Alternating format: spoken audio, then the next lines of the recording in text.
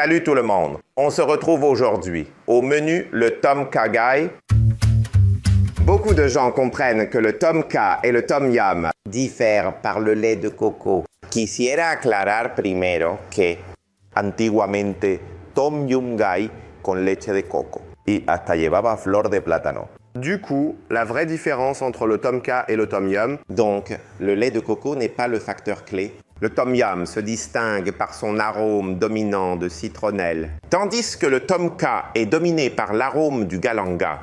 Avec du galanga jeune, c'est le top coupé en fines tranches et mangé comme un légume, ça rend le Tom Kha encore meilleur. Le jeune galanga n'est pas piquant, il apporte juste son parfum et son croquant. Du coup, si tu as du galanga jeune, c'est encore mieux. Coupez-le et mettez-le dans le curry, c'est encore meilleur. Allez, on va voir les ingrédients et comment on fait.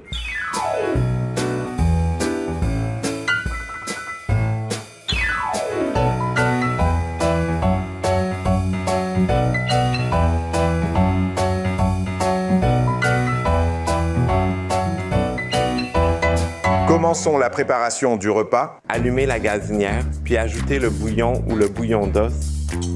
Mettez un peu de lait de coco. Quand le bouillon d'os et un peu de lait de coco bouillent, après on met les herbes à bouillir, juste pour que ça sente bon. Chronométrez environ 3 minutes.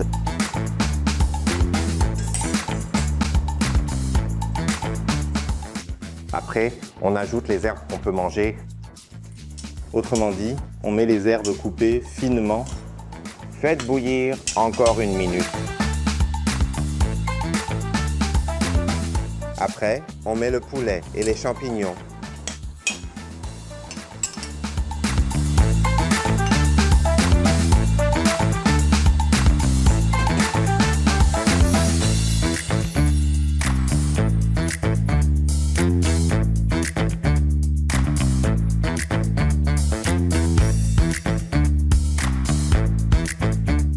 Quand le poulet est cuit, ajoutez le reste du lait de coco.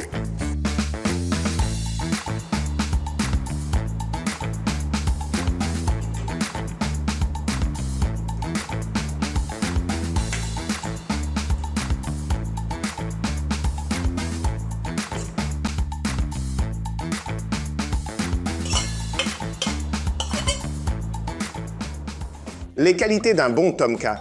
Le lait de coco doit être homogène, ne doit pas se séparer, doit être lisse et de couleur blanche. Quand c'est fini, on éteint le feu et on met du jus de citron vert pour assaisonner. Pour le jus de citron vert, c'est mieux de l'ajouter après avoir éteint le feu. Comme pour le Tom Yum, ajoutez et goûtez. L'acidité du citron vert n'est pas la même selon les saisons. Allez, on dresse les assiettes. Et puis servez, mettez dans un bol, mettez la partie viande d'abord.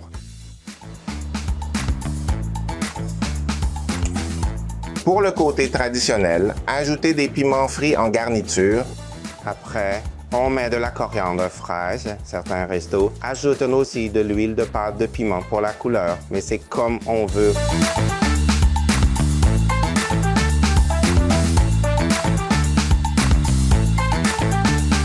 Le Tom Kha Gai est maintenant terminé. C'était très facile et ça sent bon. Un conseil important, trouvez du galanga jeune.